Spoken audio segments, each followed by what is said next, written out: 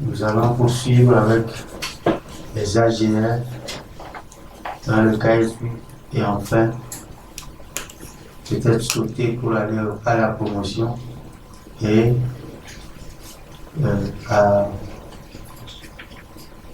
pour franchir d'abord, pour franchir les certifications et aller à la promotion pour clôturer. Les adieux, que le temps puisse nous suffire, mais nous allons faire l'essentiel. S'il plaît à Dieu, on y aboutira. Après avoir vu ordinaire et franchisé comme deux options réservées aux offreurs de biens, produits et services, nous tombons sur l'achat-vente réciproque et l'action pour les fonctions dans lesquelles nous trouvons deux cases, deux types de cases, contrairement à ce que nous avions auparavant. Pour le franchisé, il achète les sautés, c'est-à-dire il l'achète auprès des offreurs de travail et auprès des ordinaires. Sa fonction principale est destinée à acheter auprès des offreurs de travail et auprès des ordinaires quoi? La compétence ou la ressource humaine et les biens, produits et services qui entrent dans ces besoins de mise en place des infrastructures de la production commune. C'est très important, c'est ce que nous disons. Il s'érige en consommateur, c'est-à-dire l'acheteur en dernier ressort.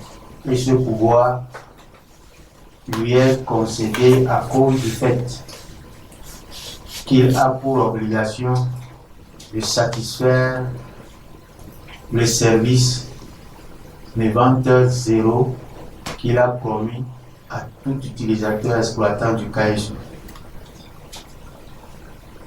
Le franchisé, c'est lui qui représente le GIE, le groupement d'intérêt économique. Et comme nous l'avons vu, tout ce qui entre dans sa consommation est destiné à la construction du patrimoine commun.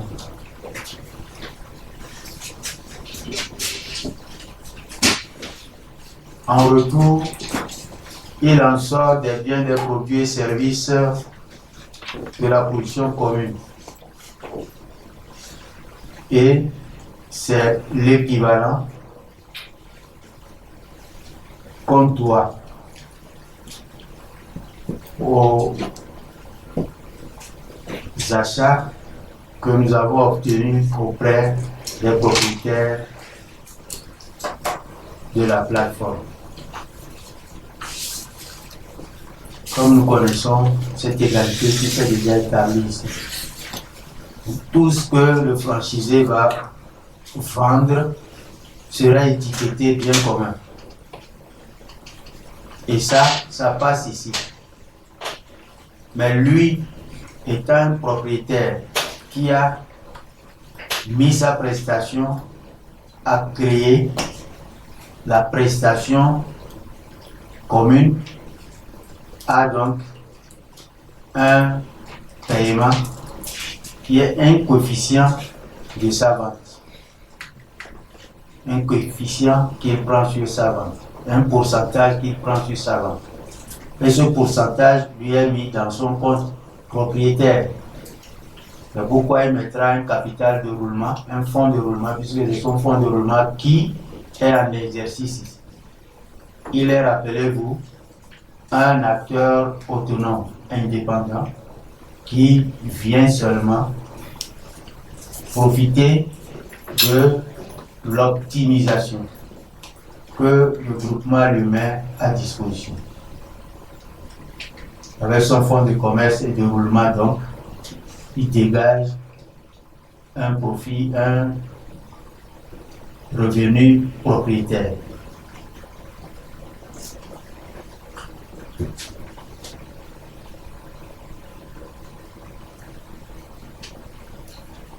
De l'autre côté, c'est l'ordinaire. L'option ordinaire permet à l'offreur de biens, produits et services de faire des achats et ventes également comme fonction. Il choisit la case qui est en haut, indique que il peut être chez lui.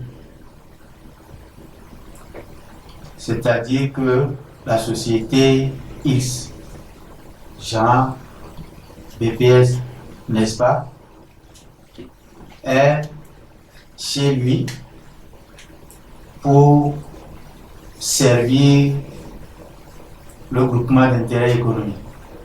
Il est dans son propre espace. Voilà.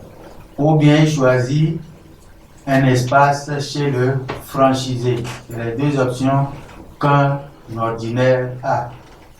Parce que les biens qui sont affichés dans son KSU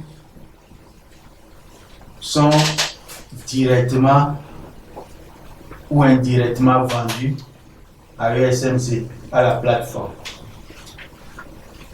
Ce qui veut dire que soit il les garde dans ses magasins, c'est-à-dire dans ses espaces pour que le client de ESMC passe le chercher, ou bien il vient chercher les places auprès du franchisé de son domaine, n'est-ce pas, pour exposer sa marchandise. Donc, s'il est un équivalent de guichet unique, il vient, il cherche l'espace guichet unique, tout fait de GUESMC. Idem pour les boutiques remontées jusqu'au central. Ça dépend de ce qu'on appelle central. C'est lorsque, par exemple, on est dans la fonction achat, on a la capacité de centraliser tous les achats d'un domaine donné. On dispose de la capacité de tenir lieu de centrale d'achat, dans ce cas. On peut être pour la production et on constitue la centrale de production de son domaine d'activité, centrale de transformation de son domaine d'activité, ou enfin centrale de vente de son activité, du domaine de son activité. Voilà. Exemple, si nous prenons la culture du coton, au Togo, il y a quelqu'un qui a le monopole d'achat. Lui, il a le rôle de centrale d'achat. Il dispose des endroits où tout le monde apporte sa marchandise pour vendre. Où tout le monde dispose, il est le seul qui vient acheter. Donc, il joue à ce moment le rôle de centrale d'achat. Voilà. Si c'est lui qui entrepose également ce qu'il achète, il dispose des entrepôts, etc. N'est-ce pas? Idem pour celui qui vend les biens aux paysans pour faire le coton.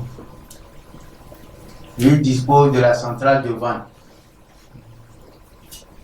Je ne sais pas si vous comprenez, c'est ce qu'on veut insinuer ici.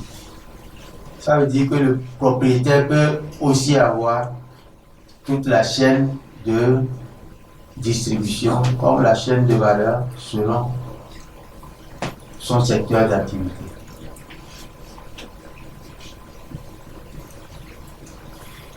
Et ici, il dégage dans son TE les recettes qui sont libellées en bons de livraison grande consommation préfinancée. Mais lorsqu'il aura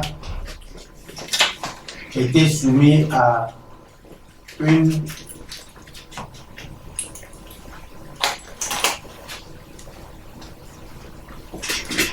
domiciliation ou un engagement Eli, et lui c'est Eli, et qui lui a concédé les supports marchands communs d'investissement et de la position commune. Position nouvelle. Hein? De la position De nouvelle. la position nouvelle, oui, merci.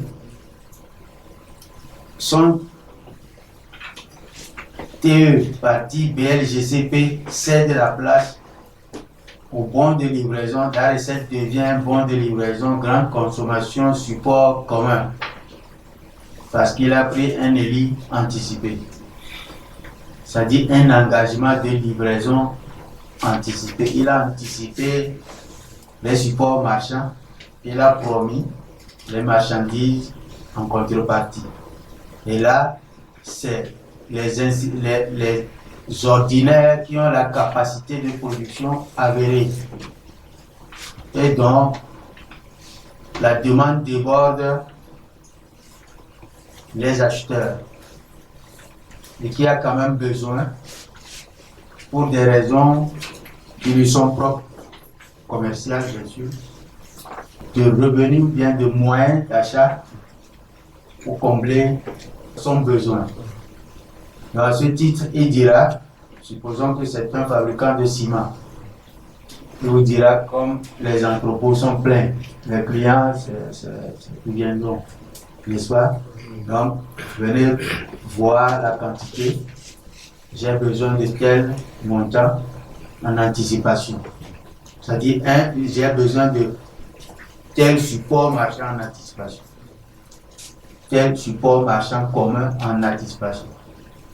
Soit c'est pour payer les travailleurs, et là c'est la production nouvelle, c'est ça qui est PN à la fin.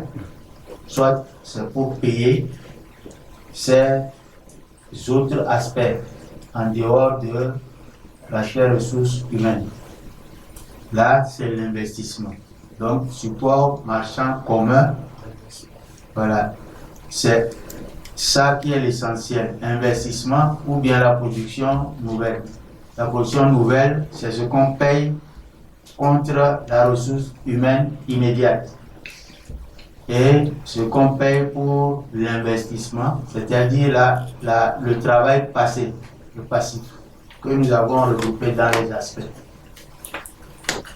Donc c'est important que nous comprenions la force que l'engagement de livraison irrévocable donne aux entreprises qui ont la capacité de production et dont le consommateur direct du bien ne se manifeste pas tout de suite.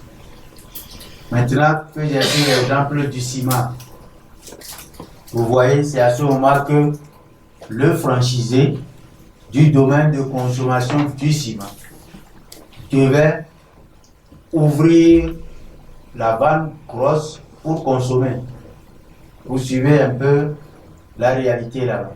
Sinon, les stocks sont là, le vendeur a même besoin de la demande pour faire du surplus et vous traînez la consommation.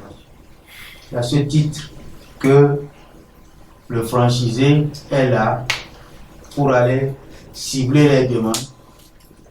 Si c'est en matière de bâtiment, quels sont les cantons qui n'ont pas encore fait leur proposition, de projet de construction, et sachant que nous sommes dans les ODD aujourd'hui, les constructions doivent être conformes aux règles de l'agenda 2030. Hein? Bien sûr. Je crois que c'est l'objectif 11 qui s'en charge. Maintenant que nous avons découvert toutes ces cases, on connaît déjà le reste. On peut se passer de commentaires pour passer au schéma suivant. Cependant, comme l'habitude nous est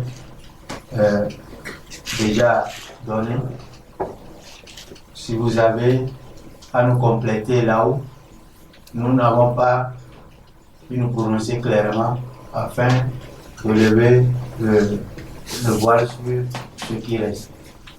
Merci. Merci beaucoup, PDG. Ouais, à l'entame du cahier sur, nous sommes ici dans une AGR au BPS. Mais sous le cahier sur, il est écrit cahier sur PP et PM. Est-ce que ça veut dire que pour OBPS, il y a aussi PP? Non, c'est le générique que nous sommes en train de développer. Et il emporte tout ce qui est sur le schéma originel, le schéma d'entame. Donc, je veux dire, c'est ce générique-là que nous sommes en train de développer. C'est sur le cahier générique qu'on est en train de développer. On n'est pas encore en train de distinguer les AGR personne par personne.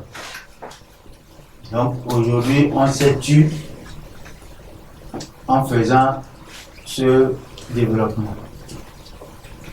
Ça veut dire que c'est pertinent quand on a vu ce PPPM qui a suivi toutes les décompositions, est-ce à dire que on est ici en offreur de biens, produits et services. On a dit qu'il faut se formaliser en tant qu'entreprise de fourniture, entreprise de prestation de biens, produits et services pour se prévaloir d'acteurs au BPS. Est-ce à dire que les personnes physiques sont comprises? On dit cette place-là est réservée au PPPM depuis le schéma groupé. C'est pourquoi on l'a emporté dans les détails. La réponse est faite. Merci. Merci beaucoup, PDG. Moi, j'aimerais revenir par rapport à la prestation, c'est-à-dire l'OPS. L'acteur qui tient le cas ici viendra à son niveau pour bénéficier soit de son produit, de son bien et service, peut-être à court réduit. Maintenant, moi, l'OPS, c'est-à-dire l'acteur du cas ici viendra à son niveau. Oui, chez le fournisseur ordinaire. Donc maintenant, moi qui suis OPS, qui a fourni le bien produit service, comment la plateforme m'assurera par rapport à mon prix de départ, puisque le fournisseur lui vient, l'acheteur vient à payer à court réduit. Non, sur la plateforme, voilà, on ne verra jamais quelqu'un qui vient à court réduit. Sur la plateforme, face au vendeur, on ne verra personne à court réduit. Puisque l'échange se fait par les bons. Les bons ne sont jamais à court réduit.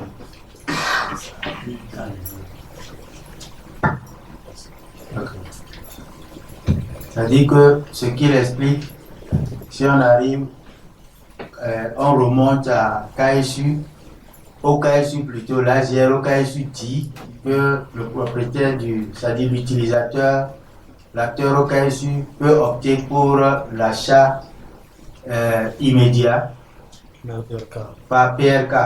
Là-bas, son coût est diminué. Et nous disons que c'est à ce niveau seulement que ça se remarque. Au moment d'échanger, c'est-à-dire d'acheter le bon pour aller enlever le bien. Mais une fois qu'il a payé l'argent pour avoir le bon doit être au même montant que le prix sur l'étiquette de la marchandise. Voilà. Dans cet cas-là, comment la plateforme arrivera à combler cet écart-là? C'est ça qu'on avait expliqué hier avec l'égalité qu'on doit mettre ici. Voilà, lui, le montant qu'il a utilisé pour acheter le bon est un bien, produit et service dématérialisé.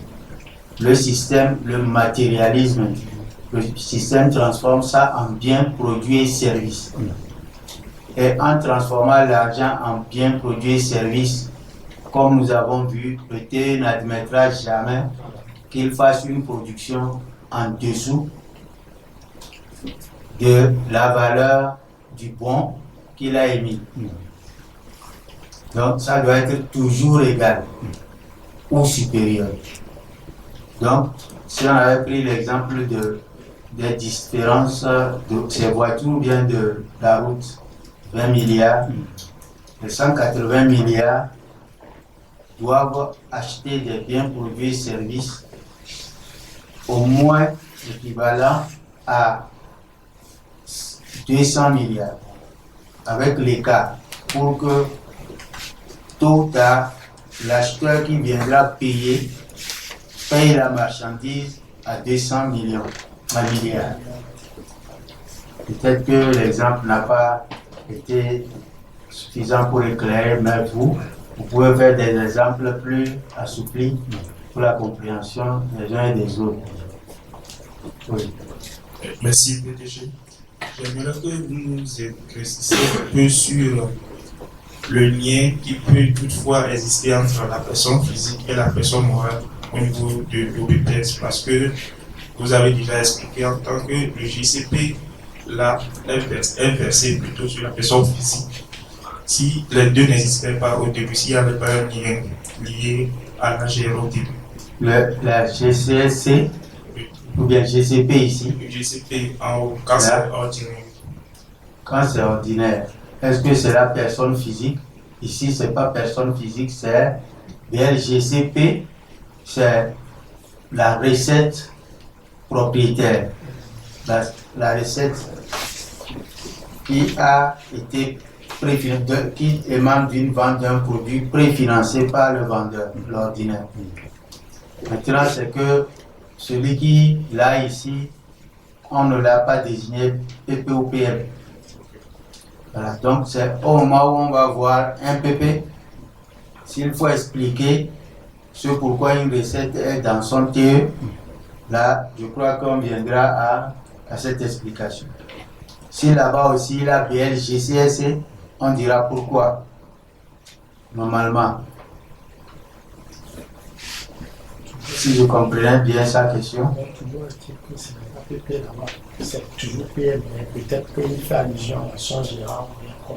Non, au niveau de ménage ou individu, on a le TE qui fonctionne avec ses AGR. Il y aura BLGCP et BLGCSC. C'est de ça que moi je parle. C'est un plus, sinon je veux parler du gérant, comment le PP du gérant gère le PM en matière de... Il faut que le PP existe, pour que le PM soit accessible. Ah ouais, ok, d'accord. Ça, c'est une question qui ne se voit même pas ici, pour perturber. Ce qui veut dire que celui qui est le vendeur chez la personne morale propriétaire du KSU dans lequel cette AGR a été activée, et dit c'est dans son KSU. Le lien pour le gérant, pour pouvoir avoir accès à gérer, à céder plutôt à l'AGR à travers l'espace. Bon, d'accord, ça c'est pas encore l'endroit, c'est à l'AGROT qu'on verra ça. Ça peut aller, quand on va arriver à l'AGROT, au moment où il aura le pouvoir, le code de pouvoir faire, c'est ça, le code de pouvoir faire qui lui permet de fournir le travail, d'offrir le travail à la personne, qu'elle soit franchisée ou ordinaire. C'est ça. Quand on va arriver là-bas, on va nous attarder un peu sur la réalité de votre question. C'est bon? Bien. Vous voulez expliquer ça un peu? Sinon, quand M. Bachar a posé la question par rapport à le fait qu'il y a PP et PM ensemble, ouais. Pour l'ordinaire, je pense que c'est évident que l'ordinaire lui-même ait accès à son KSU. Il faut qu'il active son PP. Non, au fait, ici, nous sommes en train de développer seulement le KSU générique. C'est pourquoi nous avons gardé personne morale collée à personne physique pour montrer qu'on n'est pas encore en train de faire le détail de personne physique par rapport à la personne morale.